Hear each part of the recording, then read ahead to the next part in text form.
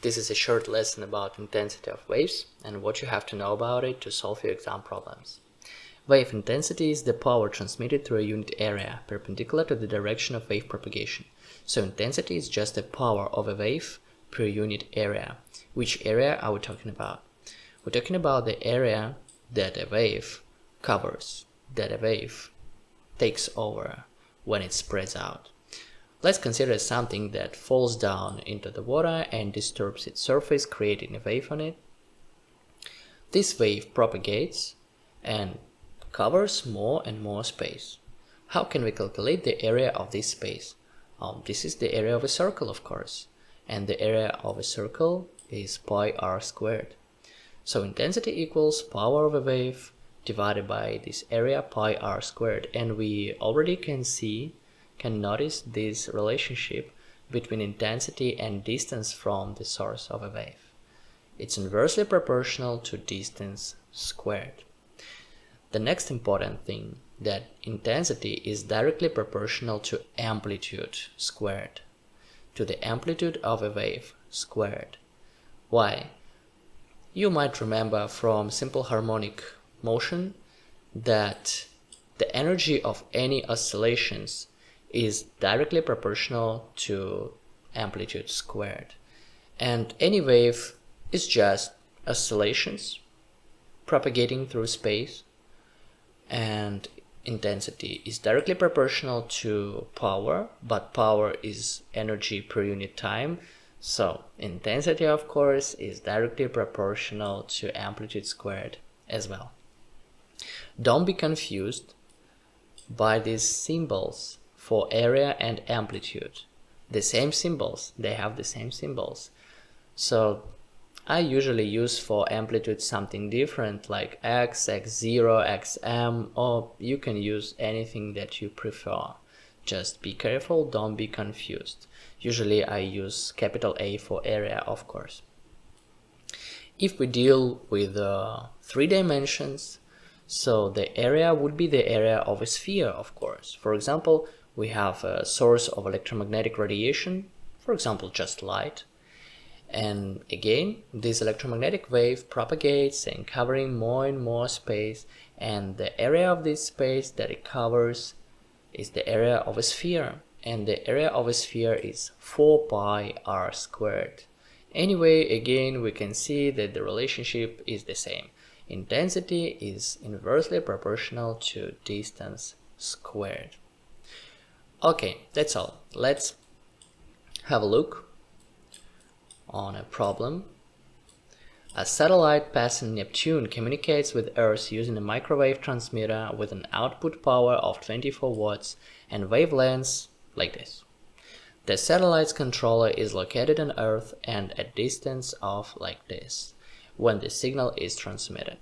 For this communication, calculate the time taken for the signal to be detected by the controller.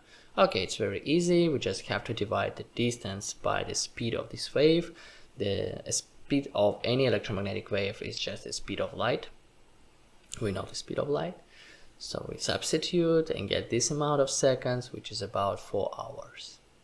Then they ask us to calculate the energy of a microwave photon. It's not about this topic actually, but okay, we just have to multiply Planck's constant by the frequency of this wave, and the frequency is actually the speed of a wave divided by its wavelengths. So we substitute these numbers and get this amount of joules. The most interesting part of this problem: the controller dish aerial has an effective area of 258 meters squared. For the communication from part B, determine the power received by the controller dish aerial. You may assume that the power transmitted by the satellite radiates uniformly in all directions. Okay, how we do it here? How to calculate the received power? For this, we have to multiply the transmitted power by the ratio of received area to transmitted area. The received area is just the area of the aerial, 258 meters squared, and transmitted area, it's not the area of a satellite or a transmitter itself. This is the area of a sphere that a wave covers with the distance.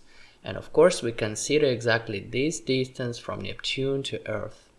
So we consider the area that it covers going from Neptune to Earth. So we will use for this area 4 pi r squared, where we will substitute this distance instead of r. 4.4 times 10 to the power of 12 squared. And when we calculate, we will get this number of watts, 2.55 times 10 to the minus 23 watts. And then they ask us the actual power received by the controller dish area is 1.4 times 10 to the minus 23 watts. Suggest why this is different to the calculated power received. It could be different because of mostly of atmospheric interference on Earth, of course, and also because of absorption or scattering on interplanetary matter. That's all. Let's have a look on another problem. Light and infrared radiation arriving perpendicularly on a solar panel have a total intensity of 780 watts per meter squared.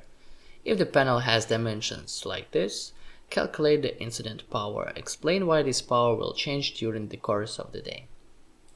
So, very easy problem. We just know that intensity is power divided by area, so power is intensity times area.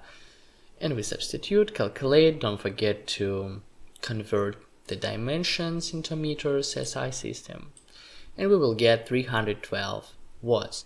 Actually, we used this idea in the previous problem. This problem is easier, of course. In the previous problem, we used the same idea. Notice. To calculate the received power, we divide transmitted power by transmitted area, which is actually the intensity near the Earth. And then we multiply it by the received area. Intensity times area equals power. So in this problem we did the same that we do here. But here it's just a little bit more tricky because sometimes people are confused about this transmitted area. So when you consider transmitted area, don't forget that you consider the area of a sphere, or maybe circle, depends on what you deal with. So I think everything is clear now. Good luck with your problems, with your exams. I hope it was helpful.